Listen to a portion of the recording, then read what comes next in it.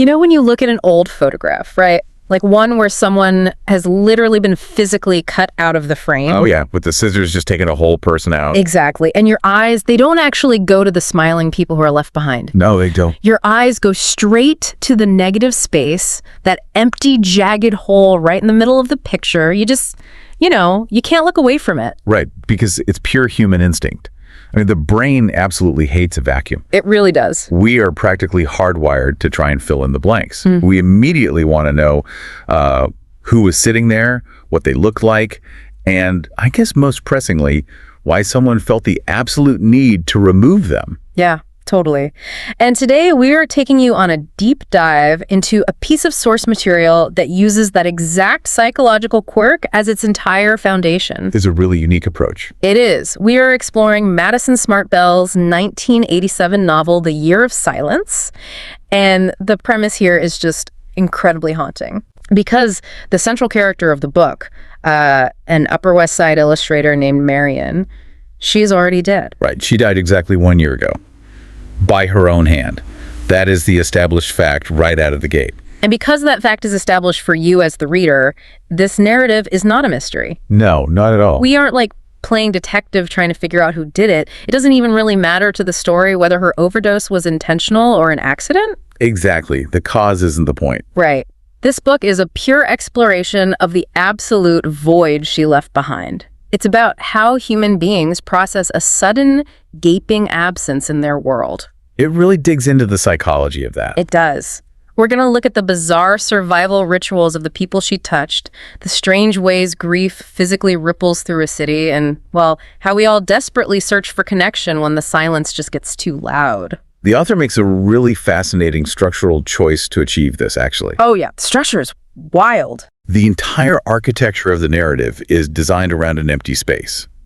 The central chapter of the book, which is essentially the linchpin holding the whole thing together, is the chapter in which Marian dies. Right. Everything that precedes that moment leads inevitably toward it, and everything that follows just spirals away from it. Okay, let's unpack this. Think of it like dropping a stone into a pond. Right? Yeah, I like that. But except the book is entirely about the ripples.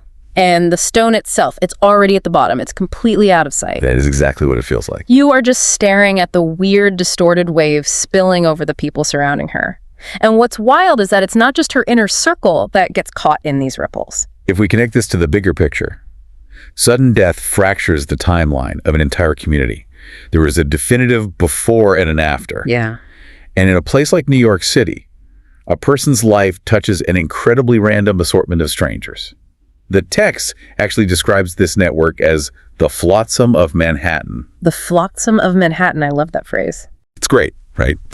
Marian was a passably successful illustrator, and she connected with people through what the book calls silent inadvertence. Meaning she didn't necessarily mean to impact them, but she just did. Exactly. You get the perspectives of the people you'd kind of expect, like her sometime lover or her arm's length best friend. Sure, the usual suspects. Right. But then you hear from cops who have seen far too much tragedy on the streets. You hear from an old lady on a walker who views Marian through this highly romanticized, almost fictionalized lens. Yeah, she invents this whole persona for her. She totally does. There's even a neighborhood dwarf who just cadges the occasional buck from passersby. And he, out of everyone, he might actually come the closest to attaching some real profound meaning to her single small life. Which perfectly illustrates how grief in real life actually operates. Yeah. I mean, it isn't a neat, linear process contained to a single living room. No, it's messy. Very messy.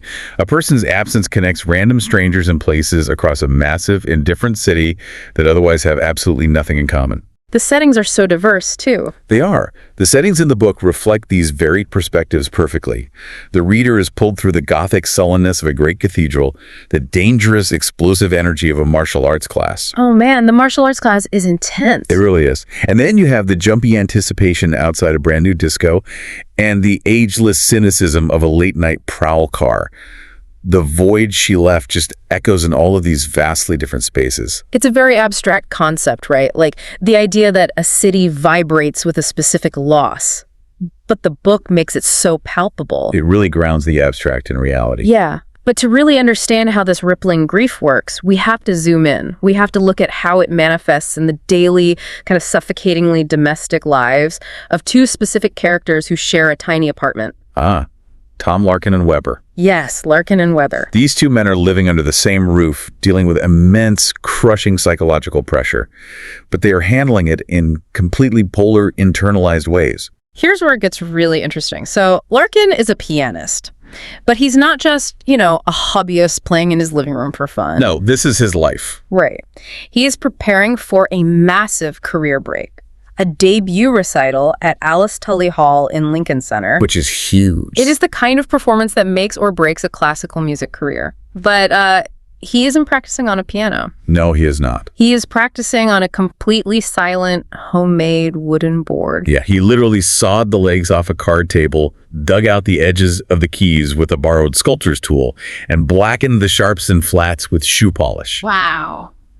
Every single weekday morning, he sets this wooden plank up against a row of mirrors in the living room and silently taps out Bach's Goldberg Variations. It is such a visceral, unsettling image. Just the dead rap tap of his finger ends on pine wood. It's haunting. And the reason he's doing this is tragic. He took a vow of silence. He's actively trying to purchase the return of his older brother, Clarence. Clarence, who vanished into a Brooklyn slum a year ago, right? Exactly. Larkin thinks if he mortifies himself, if he deprives himself of the very sound of the music he loves most, the universe might reward him by bringing his brother back. It is an extreme form of magical thinking. Totally. And meanwhile, his roommate Weber, who was Marian's boyfriend, and who is deeply mourning her death, he copes in an equally rigid, physical way. Right, the karate. Yeah, Weber's a high school teacher, but in his downtime, he engages in a fanatic, almost dispassionate practice of karate in front of those same long mirrors in the apartment. He just drills it relentlessly. He does. He completely divorces his body from any sense of self. He treats his flesh purely as the raw material from which the work of karate is to be made. And then you have Weber's weekly ritual, which is just gut-wrenching. Oh, the Friday ritual. Yeah. Once a week, he comes home with a pint of Smirnoff vodka. He drinks it rapidly, with total distaste, like he's administering a foul medicine to himself. Just choking it down. Just getting it over with. Then he goes into his bedroom, shuts the door, and blasts a tape of Janis Joplin's Ball and Chain at maximum volume, all night long. So you have this incredibly stark auditory contrast in the apartment. Larkin is silently tapping on a block of wood, deliberately suppressing his deep desire to hear the music. Right. And Weber is drowning out his internal monologue with raw, screaming, off-key auditory overload. Sensory deprivation on one side of the wall and sensory overload on the other. But wait, I have to challenge Larkin's whole methodology here. Okay, go for it. He frames this vow of silence as a disciplined, noble act of love for his missing brother. But looking at the details, is Larkin actually just giving in to the madness that he genuinely fears runs in his family? That's a really valid question. I mean, think about what he's playing. He's playing the Goldberg Variations. Bach originally wrote that piece for Baron von Kaiserling to cure his insomnia. Right, it's a sleep aid, essentially. Exactly. And Larkin is playing it in total silence, while he himself is literally losing his mind from a lack of sleep. He's incredibly sleep deprived. He's suffering from these tortured nightmares where his identity merges with his missing brother's. He's starting to hear voices in his room. He just sits staring at a wedge of light on his ceiling, counting the days. Day 286, I think. Yeah, day 286. It feels way less like a loving tribute and much more like a rapid descent into a psychotic break. Well, you're completely justified in questioning his motives. And in fact, the text explicitly acknowledges Larkin's own fear of that exact madness. So he knows it's a possibility. Oh, he knows. His former music teacher once warned him about this. The teacher told Larkin that he liked music a little too much, that listening to his own playing was a distraction from the architecture of the piece. Wow, that's intense. So now, Larkin has removed the sound completely to focus purely on the structure.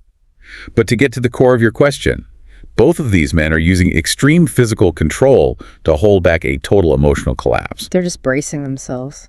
Exactly. Larkin uses the cool architectonics and finger memory of Bach on a plank of wood. Weber uses the crisp, martial movements of karate in a mirror. Right. They're both desperately trying to impose rigid structure on a void that has absolutely no structure. Because they know if they stop moving, the grief will just swallow them whole. But you can only hold your breath for so long, you know. Eventually, something has to give. Yeah. Eventually, that internal pressure cooker has to vent. Which brings us to this pivotal Friday in March. The bridge scene. The bridge scene. The weather is finally starting to turn. The winter chill is coming off the air in the city. Weber decides to take a sick day from teaching. He casually tells Larkin he's going for a walk, maybe up on the bridge. And Larkin, who is exhausted and dizzy from months of sleep deprivation, ends up secretly following him out the door. He just tails him. He does. He watches Weber navigate the dense crowds on Delancey Street. Weber is moving with this jerky, difficult stride, almost like he's fighting his own body, until he crosses over and enters the pedestrian stairway to the Brooklyn Bridge. And Larkin hangs back. He's like drinking a coffee, reading headlines at a newsstand, just letting Weber get far ahead of him. Trying not to be seen. Right. When Larkin finally gets up onto the main frame at the bridge, he stops to look at the water and the Manhattan skyline. And the author gives us these incredible, vivid, sensory details that ground you right in the grit of 1980s New York. The atmosphere is incredibly thick. You can almost taste the metallic air.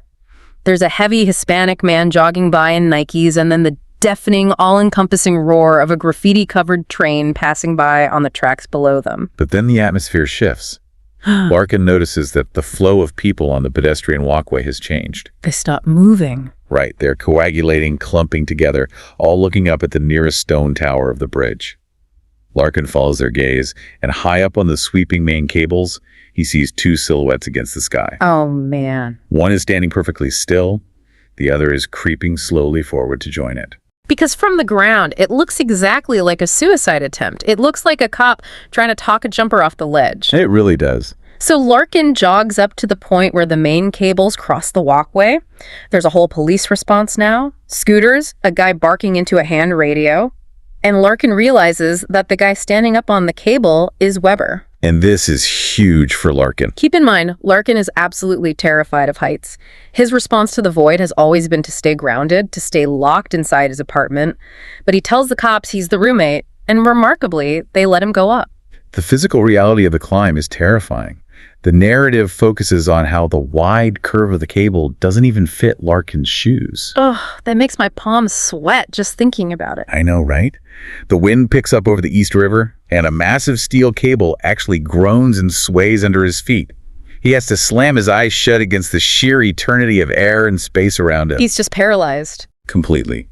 But he forces himself, inch by agonizing inch, until he drags himself over the edge onto the flat top of the tower. He is so paralyzed by the height that he just lies there in a push-up position, clinging to the metal. And what is Weber doing? Weber is just standing there near the edge, totally calm. Not fazed at all. Not at all. He looks down and says, "Well, Tom decided to come out after all. It is a nice day, don't you think?" Just completely casual. Meanwhile, Larkin is practically clawing at the metal plates, begging him to step back from the edge. And that's when Weber reveals something completely unexpected. He looks at Larkin and says, "It's not what everyone seems to think. I would never commit suicide. It's not in my nature. I affirm life." He actually throws his head back and laughs wildly at the idea. Yeah, he thinks it's funny. He insists to Larkin that he just wanted a change of perspective. But then the facade drops, and he admits the real reason he's up there. He knocks his knuckles against the cold metal of the tower and says, "Ever since Marian died, I've felt like I've been hauling some kind of weight around all the time. It's an invisible thing, it's just like a ball and chain." Janis Joplin. It all comes right back to the song he listens to every single week. The connection's brilliant. Weber isn't trying to end his life. He is literally acting out the emotional edge he has been living on for an entire year. The internal weight became too abstract, too heavy to keep confined inside a tiny apartment. It had to manifest physically. Exactly. He had to bring his internal precarious state out into the physical public world. He climbed to the highest, most dangerous precipice he could find, just so the physical danger would finally match the emotional weight of the ball and chain he's been dragging. What's fascinating here is the profound irony of this rescue. Well, Larkin, the man who is quietly terrified of his own impending psychological madness, who isolates himself with a silent wooden board to hide from the world, accomplishes an incredibly brave, grounded act to save his friend. He really steps up. He does. Oh. He confronts his literal physical phobia of the void, the sheer emptiness of midair, to pull Weber back.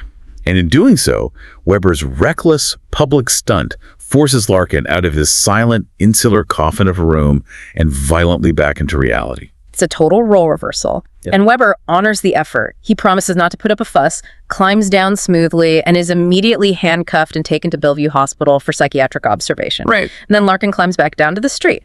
And there's this profound, almost cinematic moment of contrast. Larkin has just survived this massive life-or-death emotional climax in the sky, and down on the street, absolutely nothing has changed. The city just keeps moving. The world didn't stop. There's gridlock traffic. There's a wino shuffling by, arguing with himself, tripping on his own coat. Larkin buys a cruller from a cart and tries to eat it, but it tastes like ash in his mouth, so he just hands the paper bag to the wino. The extraordinary has just seamlessly blended right back into the gritty, everyday ordinary. Which perfectly sets up the aftermath of this crisis. Larkin goes back to the empty apartment.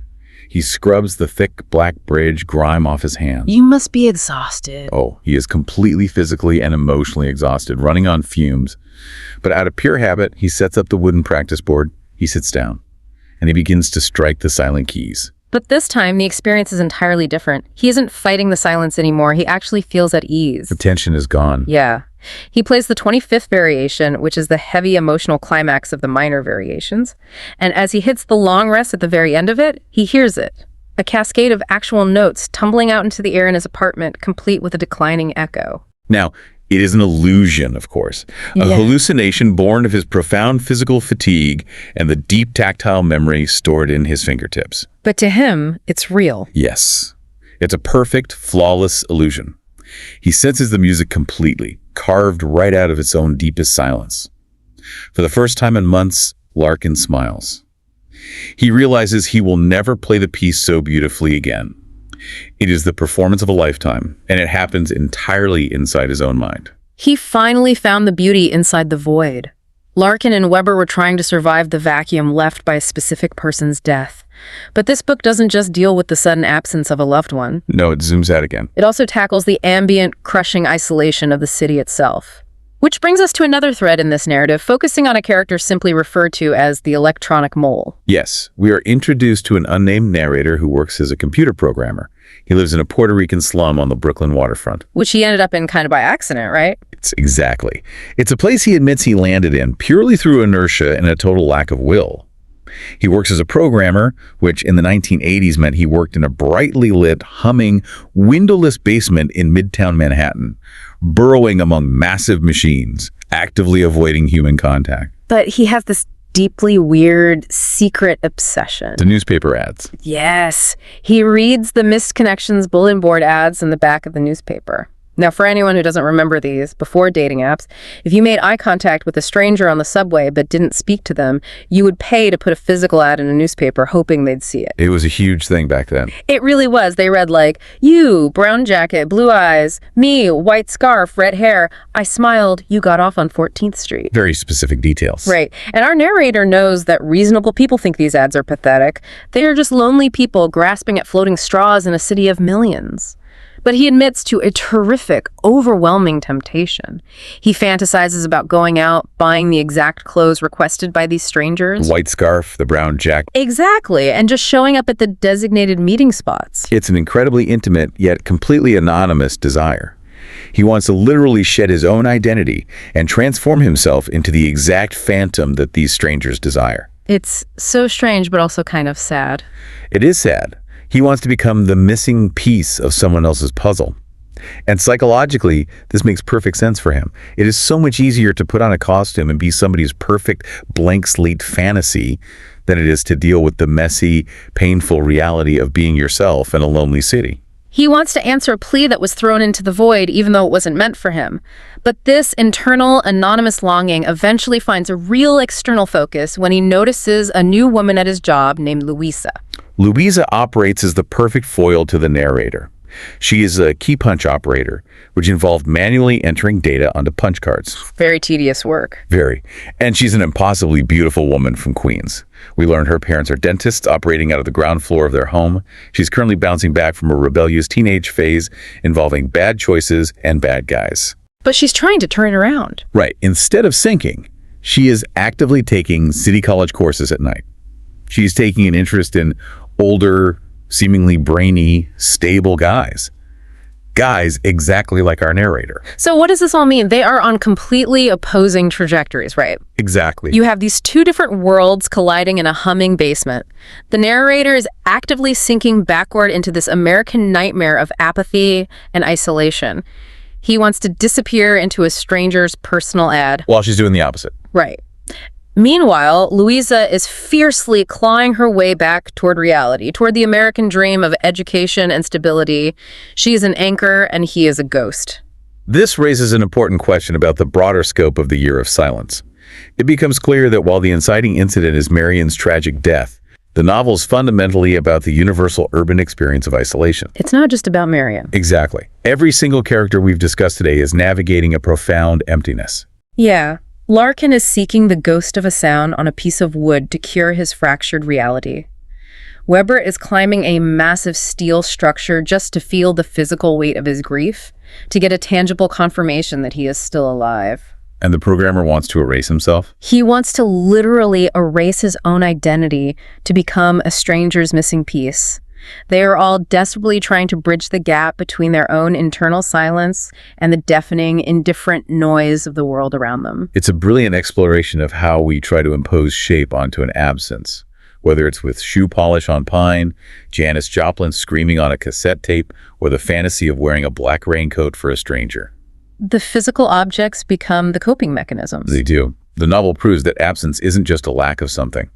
It is an active, heavy, gravitational force that warps and shapes the behavior of everyone who comes near it. Okay, let's take a step back and look at the incredible journey we've been on today. We started by looking at a narrative structured entirely around a crater, the sudden death of Marian. Stone in the pond. Yes, the stone in the pond. We explored how sudden grief fractures time and connects the random flotsam of a massive city. We witnessed the bizarre, intensely physical rituals of survival adopted by two roommates under immense pressure. The sensory deprivation and the overload. The silent piano and the mirrored karate. Then we climbed out onto the groaning, swaying cables of the Brooklyn Bridge to see the precarious edge of grief made real. And finally, we sank down into a windowless midtown basement to explore the quiet, desperate search for human connection through the personal ads of a newspaper. It is a masterful, deeply humanizing look at the mechanics of loss. Which brings me right back to that photograph we talked about at the very beginning, the one with the person completely cut out of the center. The negative space. The negative space. We spend so much of our waking lives focusing on what we do, what we say, and how we actively build our presence in the world. We all want to be seen. We want to be the subject of the photo. It's only natural. But if this source material tells us anything, it's that we are also defined by the negative space we create. We are the sum of the ripples we leave in other people's lives. It's a powerful way to frame it. So I want to leave you with this to mull over as you go about your day. We put so much effort into our presence, but if you vanish tomorrow, what does the exact shape of your absence look like right now to the people you interact with every single day? That is definitely something to think about. It really is. Thank you so much for joining us on this deep dive. We'll see you next time.